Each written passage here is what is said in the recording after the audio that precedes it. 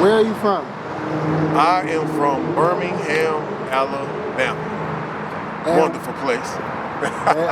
Facts. And what was life like growing up in Birmingham? Birmingham, okay, within Birmingham, I lived in Pratt City. Pratt, it's right by Ensley. Man, it was a carefree life, man. My parents, they did their best they could, man. It was fun. Church every day.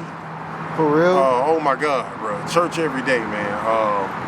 First was 23rd Street Baptist Church. That was in Ensley in the Brickyard. You know what I'm saying? We used to go there.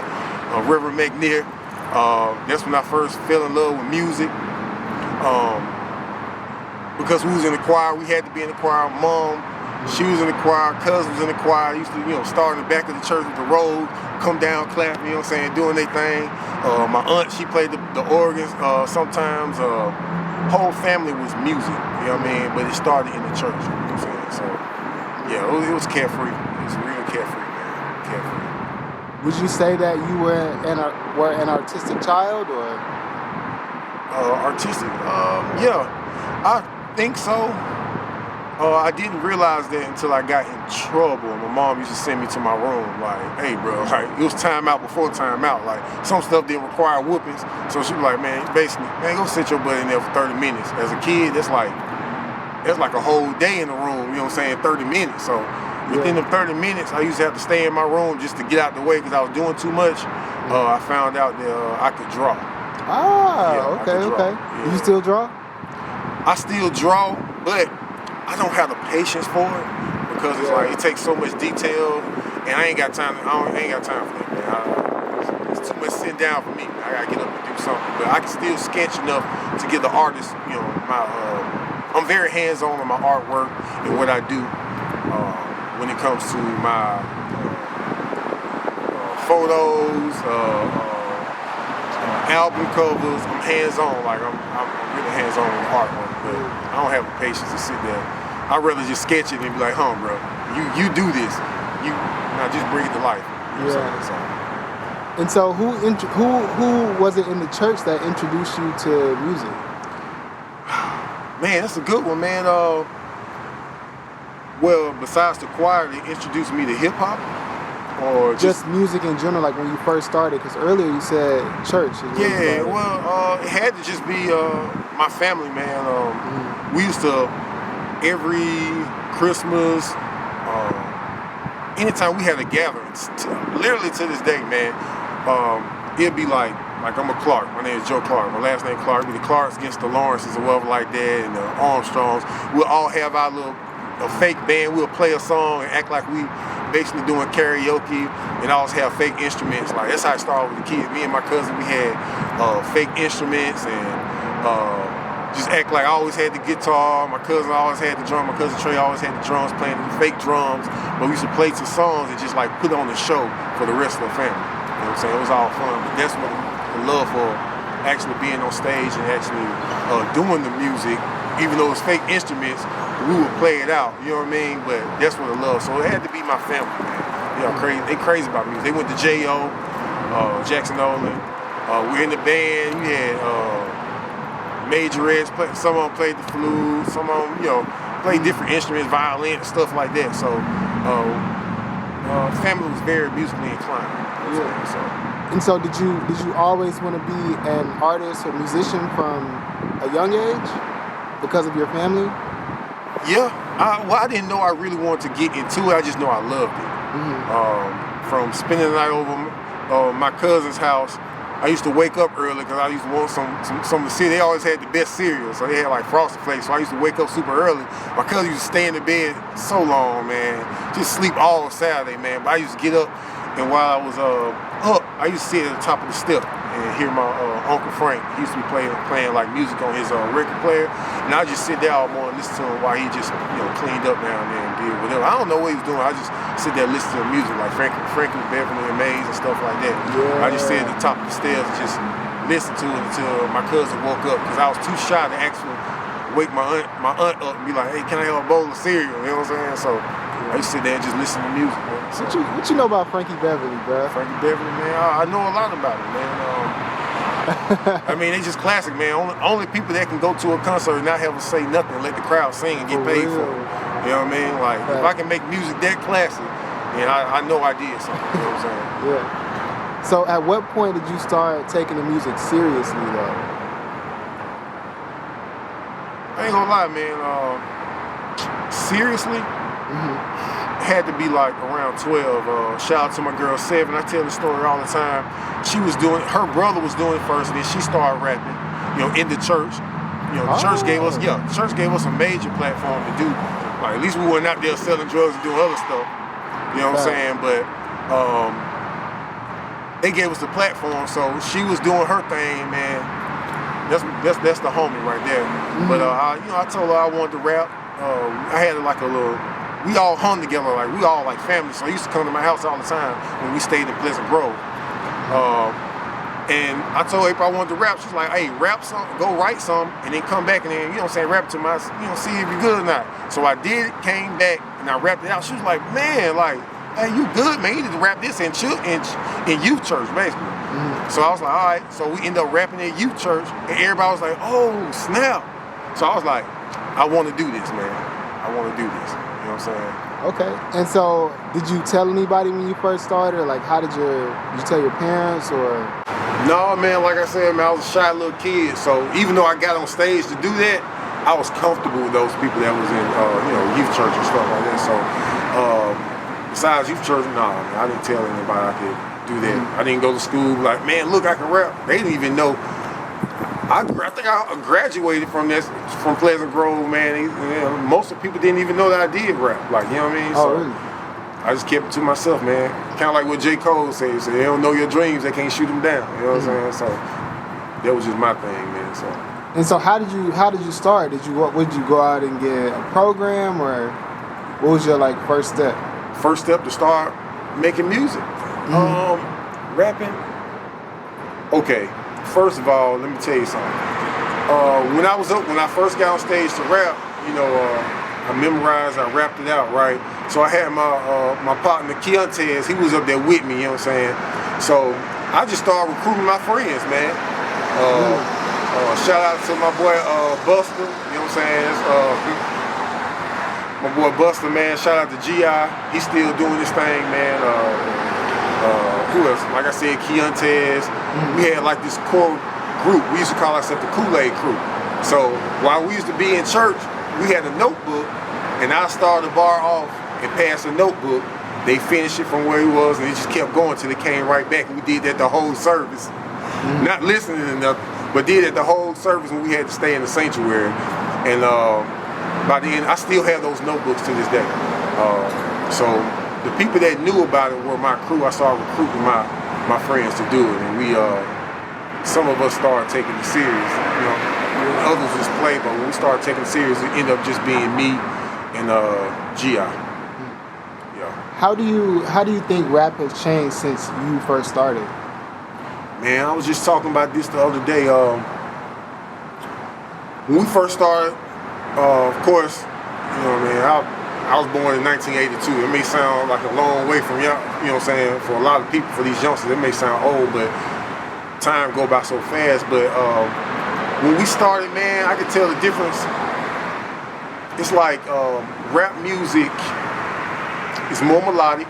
It used to be a little bit more hardcore back in the day. Also, the way they rap, like, you can rap.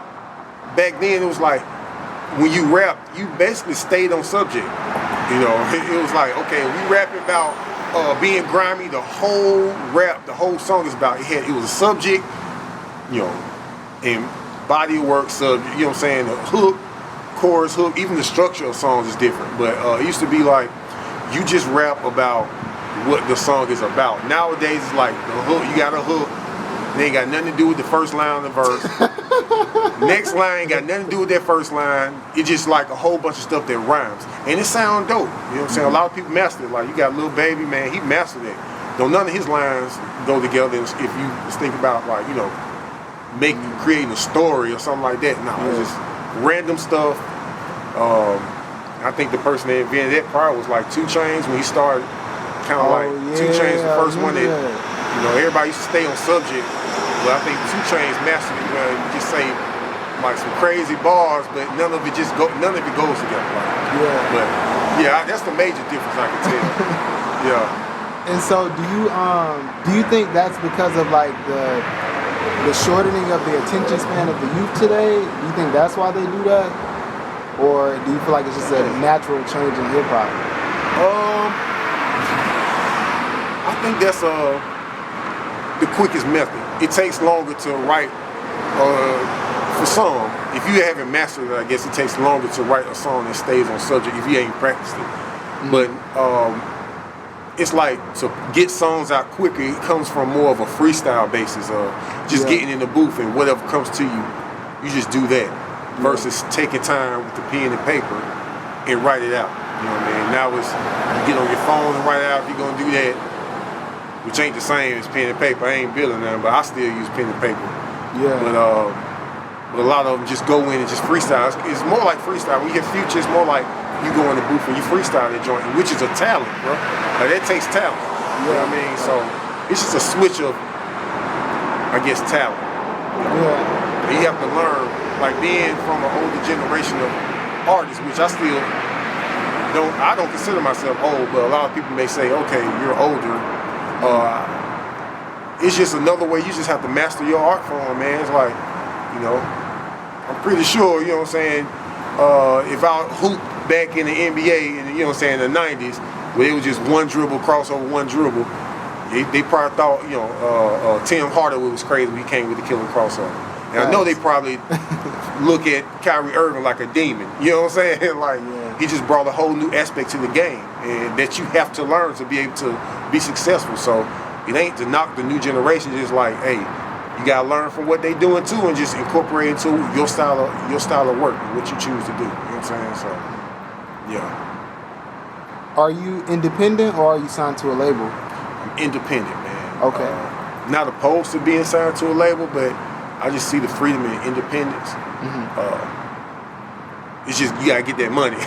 Yeah. You ain't got no cash advances for real. Even though I have learned a couple of ways you can go independent, just getting your own LLC, your own label, and getting business loans to run your stuff like your own record label. You know what I'm saying? Like, there's several ways you can do this as an independent artist.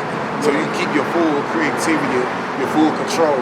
And with social media and the internet, man, you can create your own lane, your own everything, man. So yeah. Do you feel like it's more beneficial for artists to stay independent today or go with like a major label? I guess it depends on the artist. The artists don't want to do all that work by themselves because when you're independent, you got to be the artist. If you want to save money, learn how to make beats yourself. You got to be the videographer.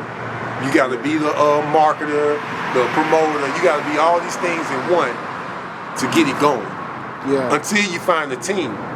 But if you sign to a label, guess what? They got all this stuff ready for you, ready made. You know what I mean? So it depends on just what avenue you want to take. Just what avenue you want to take. I don't think one is less better or more better than the other. I think it just depends on the artist and what they feel like doing, what they don't feel like doing. I'm saying if you built for hard work, you got great work ethic, independence is the way. You know what I'm saying? If you don't want to do all that, you don't feel confident in yourself as far as being a videographer and all the other stuff, you want that stuff ready made where you can just go and focus on your artwork by itself and just master that. You know what I'm saying? Trying to get, you know what I'm saying, with a label. I'm not knocking neither one of them. So since you are independent, what is one of the best ways for independent artists to make money? Is it streams? Is it merch? Like, what would you tell the next up and coming independent artist? What would I tell them? Merch. Merch is dope. Build your brand, build your voice, and then create merch. Mm-hmm. To where it's like everybody got t-shirts, but it's nothing like a t-shirt with your brand on it. Your mindset on the shirt. So they're not buying the shirt, they're buying the mindset that goes along with it. Yeah. So if you got, you know what I'm saying, Therealjoeclark on it, I got an album that I'm working on called Love Yourself. Okay. So I have merch that says Love Yourself. Mm-hmm. So it comes with a certain mindset that goes along with it. So you're not just wearing the shirt, you're wearing the mindset that goes along with it. You know what I'm saying? So that merch, man. Streams, I think it needs to be a better way on how we get paid when it comes to streams, bro. Because you literally put all this money in studio time. If you're the type of person that has to go in the studio more than once for like one song because you hear something different in it, that's more money. You know what I'm saying? You gotta promote it, you gotta do all these things. It may one song may cost you like, just say, we're gonna say $1,000, and you get a penny in streams because ain't nobody streaming like that. It kind of sucks, but that's why I say build. You don't have something that you can, something that's tangible that you can present to the world that they can feel good about buying from you until that music does pop off like you want it. You know what I mean? So merch is their way. You know what I'm saying? In my eyes, on how how long I've been in the game doing this, merch has really helped me out. How do you feel about vinyl, CDs, tapes? Because I've seen artists talk about how that's helping as well. How do I feel about vinyls and tapes? Yeah, vinyl, CDs, and tapes. Would you still like sell those, or? Man, I ain't wasting my money on that, man. For real? Like I would do vinyl. For the hip hop heads that want the vinyl like this. But other than that, man, you ain't finna catch me passing out no CDs. I ain't spending my money on that, man. I got, you know what I'm saying? When it comes to independent artists, like me, man, I got family, man. I ain't just out here, the money I'm spending on CDs that's gonna get thrown on the ground somewhere, and half these cars ain't even got CD players. I ain't doing it, man. I'll sell jump drives if you gonna do that. You know what I'm saying? Sell with your music on jump drives or something, but not no CD, bro. I can't do CD. How do you so I want to delve a little more into the independent grind. How do you feel about the sort of like the pay what you want model that La Russell started? Do you think that would work for all independent artists, or do you have to be like at a certain level for that? What you mean pay? So you know how you can put a CD online and it'll be like a cap on there'll be a minimum that your customers can pay for it. Oh, you mean like La Russell? Like exactly. Like man, I think that's dope, man, because I may say if I sell a song, like I got it on like Bandcamp. I just put out a new track called Knock Their Head Off or something, right? You gonna say that? Knock Their Head Off, I put that on Bandcamp, right? And I put that on, or I'm gonna say Even, because that new platform called Even. I feel like that's dope because some people may value you more than you value yourself. You know what I'm saying? You may feel like, man, I'm trying something new. I don't know how it's gonna do, so I'm just gonna let them pay for it. You may think, man, they'll give me $1. Well, somebody be like, bro, I like your grind, bro. I give you 100, bro, because I believe in you. That 100, that's one customer, that's one fan, and you selling your joint for like $1.99. That one fan and paid for, 100 folks, man. Like, no, that's bad. Or 50 folks, you know what I'm saying, whatever. But I like it. Because a lot of people may value you more. A lot of people see your greatness before you even see your greatness. You know what I mean? So I feel like that's a dope way to go. It's a dope way to go. How do you deal with? Earlier you mentioned that you have a family. How do you deal with like the day-to-day grind of being an artist, also having a family? Like, how do you stay focused? Well, the plus side of being stay focused with the family is like I was doing music before then. So, when it comes to my kids, they was babies. I was in the car, I had them in the studio, so they already know when music playing. Hey man, leave dad alone, man. He doing it like, hey, or I'll be like, hey son, what you think about this track right here? Yeah, I like this, man. It's cool, man, but I think you should do this, blah blah blah. Okay, I'm gonna listen to that. You younger, I'm gonna listen to what you got. You know what I'm saying? Like, it's just balance, man. You can't give music so much time that your family lose out. You know what I mean? Because they the ones that's gonna be there for you when everything over with. You know what I mean? It's just balance. It's juggling, man. It's really juggling, man.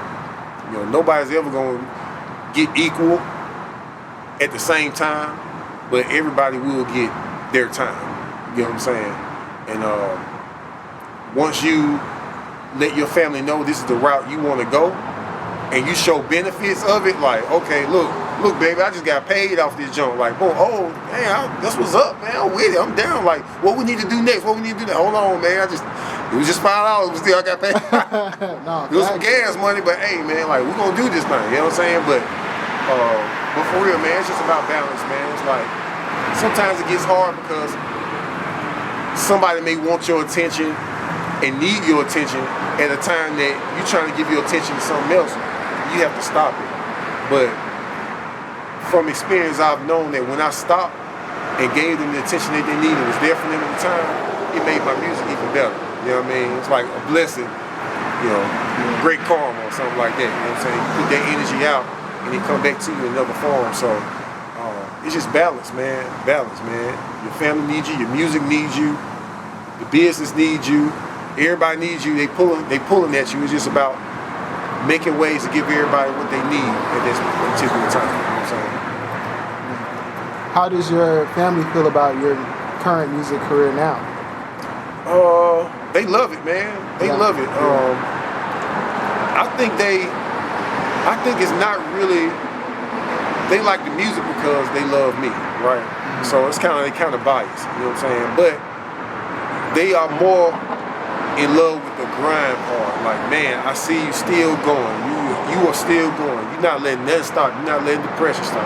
You're not letting anxiety stop. You admire me to keep going, doing what I'm doing. I feel like that's where they are more, they see the most when it comes to my music. It's the fact that I ain't stopped. I'm getting better and better every time. You know what I mean? Like, and I feel like they get motivated off that. You know what I mean? So. What's been the most memorable moment in your career so far? Memorable? Man, in my career, because I consider myself having 2 careers now. Okay. I was in a group. Like, you know, from the same church. Had GI, it was Dean Priest, my boy Supreme Youth, a couple more members that was there too, man. We started out with like 8 members, like we was Wu-Tang or something. Then we ended up dropping about four members, man. Shout out to all my bros, y'all know who y'all are. But yeah, I was in a group called Battle Cats, man. I said our church gave us our platform to rap, and that's what we use. You know what I'm saying? We rap for the Lord, we rap for the people, man. We was dope, bro. We called ourselves Battle Cats because it was kind of like, just because we rap about God don't mean excellence don't come with it, or, you know what I'm saying, the grind don't come with it, or competition don't come with it. Like, you know what I'm saying? Like, we used to be in clubs, you know what I'm saying, rapping about God. So that was the first half of my career, and then we end up going out, you know, life started lifing, and you end up going separate ways and stuff. So I can say I've been doing my own solo career for 8 years. I calculate I've been doing it for 8 years, bro. So it's a whole different, from being in a group, bro, to being a solo artist, bro. It's a whole different field, man. It's like I'm learning all over. So most artists or groups and stuff, it's like you have that 10 good years for that one breakout moment. I'm only in my 8th, so I feel good about that. You know what I'm saying? Yeah. I got 2 more years for that 10th year to get that 1 year where it just everybody screaming out Joe Clark. You know what I'm saying? The real Joe Clark. You know what I'm saying? So, 8 years, bro, within this being a solo artist. So. I want to talk a little bit about your Love Yourself brand. How did that come about? You spoke a little bit about it earlier, but like, how did you start that? Like, what's the meaning behind it? Okay. Well, for real, I won't go back to the other questions. I ain't gonna answer it, but my most memorable part was the group, man. We had so much fun, bro. We had so much fun, man. Like, still trying to find that fun within being a solo artist. You know what I mean? That's kind of hard to do because you're by yourself doing most of this stuff. You know what I'm saying? So it was really the fun we had doing show after show after show, man. Like, club after club, church after church, state after state, bro. We traveled Oakland, New York several times, Florida, man, Tennessee. Like, bro, we was doing this junk, man. I ended up being signed by In the Earth Records. It's a record label out there in California. We got signed by them to do an album. I think an album or 2. Okay. Yeah, but it was just being with the group, man, being with the fellas, man. You being on stage, the energy going back and forth, man. All right. So that's the most memorable part that that I can. Sometimes I wish I could go back to that, but life be life. But as far as the Love Yourself brand, how that came apart was came to pass was I was in the mode of you're gonna trying to find myself even more, man. I started seeing that I was giving love out to people that didn't get the same thing in return. Yeah. And it kind of made me frustrated, and I had to have long talks with God. I'm like, man, why do I give so many people show so much love to people, man? Why do I have to do this? Like, why do you put me on this earth to give all this love and nobody getting it back? I support everybody, bro. Every artist that's out there, bro, especially from Birmingham. You can't say I wasn't there for you. You can't say that I wasn't supporting. I wasn't there like, hey, go. You can do this. You can do that. Even when I knew I had stuff, but that I wanted to do, I still put people before me. So, Love Yourself came from kind of an angry standpoint because it ain't spelled L-O-V-E yourself, like it's L-U-V-E yourself, like Joseph, Y-O-S-E-F, like love me, like, you know what I'm saying, like, and it's like the way I broke it down was actually like love myself, like love me, and then love Joe, like. And then from a narcissistic standpoint, like I was just talking, like, man, I give y'all, y'all don't do nothing for me, like that part, the narcissistic part that, you know what I'm saying, a lot of people struggle with. It's like, shoot, love me, my nigga, like, shit, like, I do this, bro, love me, bro, like, you gonna do that. So that's where Love Yourself come from. When you hear the tracks, you'll understand, like, I'm coming from every aspect, and actually going back to being like, you know what, the love I give out is for me to give out, and my return does not come from people, it comes from God, you know what I'm saying? Like, and that's where the peace came from. And knowing that as long as I do my job, it's gonna come back. It may not come back from their artists that I've been supporting, and they don't even look my way. Don't even look my way. You know what I'm saying? Or not that I even needed love. It's just I felt like that's what you do. I feel like that's what I need. We all need somebody to help support. And I see people that like, man, this dude dope right here, bro. Like, I put some hand claps up on the post, some fire emojis, because it is fire. You know what I'm saying? But why don't I get the same thing in return, man? You know what I'm saying? Like, I don't get the same thing. So I had to realize that, man, love the people that are putting the fire emojis up under your stuff, that are telling you can go, you can do it. I don't care how many people it is. I got a whole team of people that support me, and stop worrying about who ain't supporting you, man. They don't matter. You know what I'm saying? It don't matter. Just being like I said, going back to being a solo artist, when you was in that group, it didn't matter because I was a fan of G.I. I was a fan of Dean Priest. My fan, I was a fan of people that was in my group, and they was fans of me, so who cares about the world? But when you by yourself, it's like, you making music by yourself, you on stage by yourself, it's like, you have to develop that attitude, like, man, hey, love who love you. You know what I'm saying? Whether they love yourself or not, you know what I mean? Love who love you, man. Like, that's the conclusion of what that album means to me. When I put it out, I'm just finishing it up right now, but okay, that's the next step. And so, you got your album coming out, you got your brand going. What's your biggest purpose with your music? Like, what is the ultimate goal or aspiration? What are you aiming for? Financially, I want to be able to live off what I do. Subject matter wise, I want to make people think, man. Like, that's the thing. Like, I want to make people think. Yeah. Everything is not what it seems to be. Think deeper than what you've been thinking. Like, even though the music ain't that deep, it just comes from I like to write music that comes from a different angle. Like, you know what I'm saying? So it's just to make people think, give them something to think about. You know what I mean? I ain't giving you no answers on nothing. I ain't trying to give you no answers. I don't have all the answers. Mine's just like, hey, what if it's this? What if it's not this? You know what I mean? What if you thought bigger than you? You know what I'm saying? Right. Yeah. Just to make people think, bro. I think we don't think enough.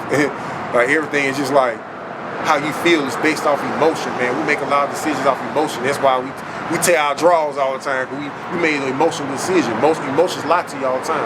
But if you sit back and think with your mind, like, you know, think with wisdom, use knowledge, then we wouldn't tear our draws so much. You know what I'm saying? Like, this world would be a better place if we didn't just move off emotion all the time. So I want to take the emotion out of stuff, even though music can be emotional. We use that in some things, but I like to take the emotion out and give people things to think about using my own situations. You know what I'm saying? Hopefully they can relate to, and then just help them think about their situation a little bit more and motivate them to do better and just strive for greatness. You know what I'm saying? For someone watching this who aspires to do what you do, what advice would you have for them? Keep going.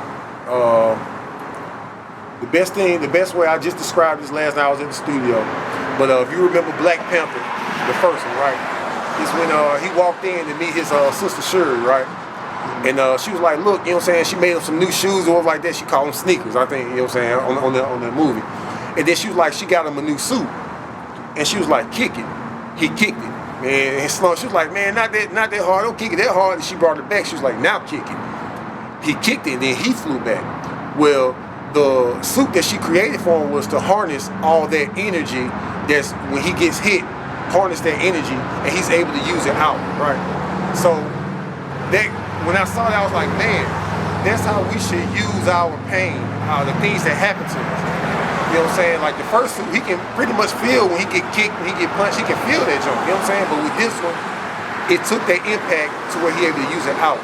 So when things are happening in your life, when you get somebody hurt your feelings, somebody say this, they don't like this, they do this, don't let it sit. Guess what? You use it outward, put it in your music. You know what I'm saying? Go make a beat when you feel a certain way. Take that anger out, put it in the beat. Take the anger out, put it in a verse. Take the anger out and put it in some promotion or some marketing or something, and some content. But don't let it sit in. You know what I'm saying? You know, that's the best I guess word of advice is keep going and take that pain, take that hurt, take that frustration, take the joy, take the everything you gain from doing your artwork, your art form, and use it towards what you do. Don't use it against people, but use it towards your work. And you'll see yourself grinding and getting further ahead. You know what I'm saying? Because you're using it out.